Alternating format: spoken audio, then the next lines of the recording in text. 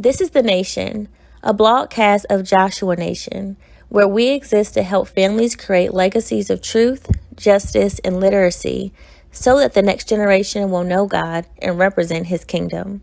July 16th, 2023, Building Wealth for the Next Generation, 1 Cent at a Time, Part 2, by Whitney Nicole. It's timely that I hopped on Facebook the other day and saw a story from my big cousin. He had recently uploaded a new podcast about how our behavior is more vital to growing wealth than the dollar amount. It was insightful, as the root of it all came down to discipline and consistency. The definition of discipline is 1, training to act in accordance with rules, drill, or 2, an activity, exercise, or regimen that develops or improves a skill, training. Consistency is defined as steadfast adherence to the same principles, course, form, etc. There are a couple of things that jumped out at me as I thought about this. The first is how closely related discipline and consistency are to the 2 words God gave me to work out this year, intentional and steady.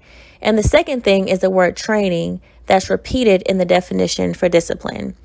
If we're going to grow wealth for the next generation, we need to develop the mindset and action of each of these words.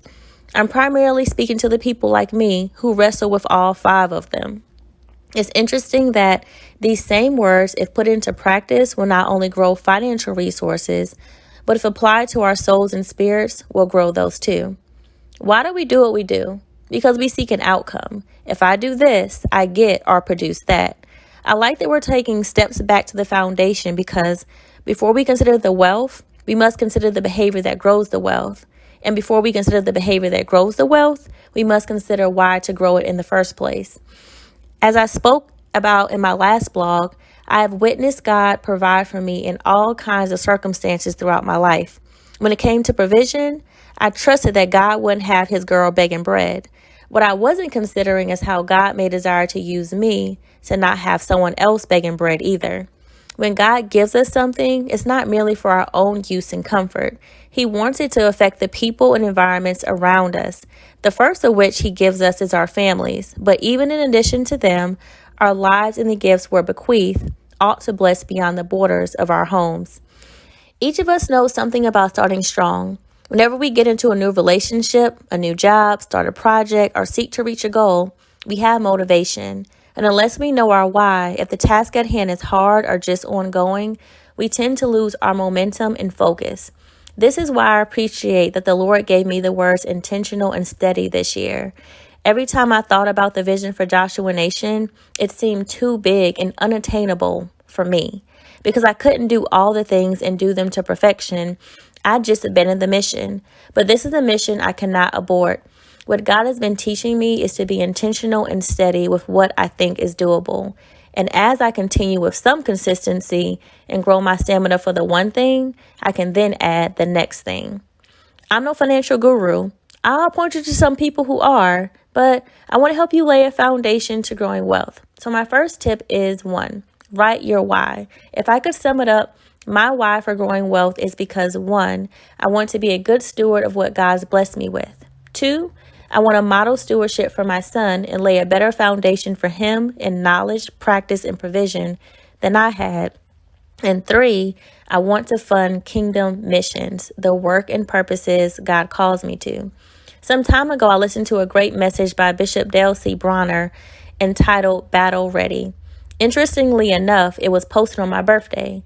One of the things he talked about is how warfare requires resources. To rescue, to fight, to defend, to care, we must have finances. I see all the time how God provides for the needs of the ministry I work for full time, and He does it miraculously and generously by the outpouring of gifts from many willing hands. And I believe He does so because it's His mission, and we're seeking to be trustworthy stewards of the work and finances He's given us to oversee. My second tip for laying your foundation for wealth is to make the budget and start managing the behavior. As I mentioned in my last blog, you have to know what you have and where it's going. I'm even starting this with my 4-year-old. I'm going to allot him a certain amount of money each month while teaching him 3 money management basics: give some, save some, and spend some. This is what your budget should look like. There are all kinds of templates out there, so just Google it and download one that's simple. And for those of you who need aesthetics, something that looks pretty. Next, listen to my cousin's podcast about budgeting your behavior. Think about the money you have allotted for each category.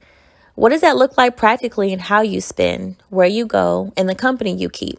I know a lot of people who, as soon as they get some extra funds, i.e. tax time or that third paycheck in a month, immediately spend it. What if one of the things you set your mind to do as soon as you get any extra cash is assign it a purpose that isn't swipe now? What if outside of a real immediate need, all or a portion of those funds goes to growing your checking or savings balance?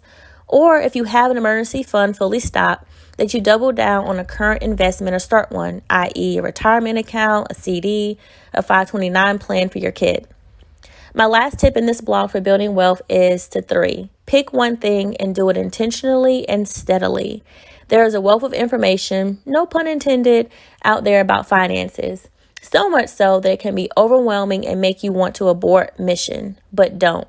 I want you to look at the progression of managing and growing finances, find out where you are, and gain more knowledge on that one thing.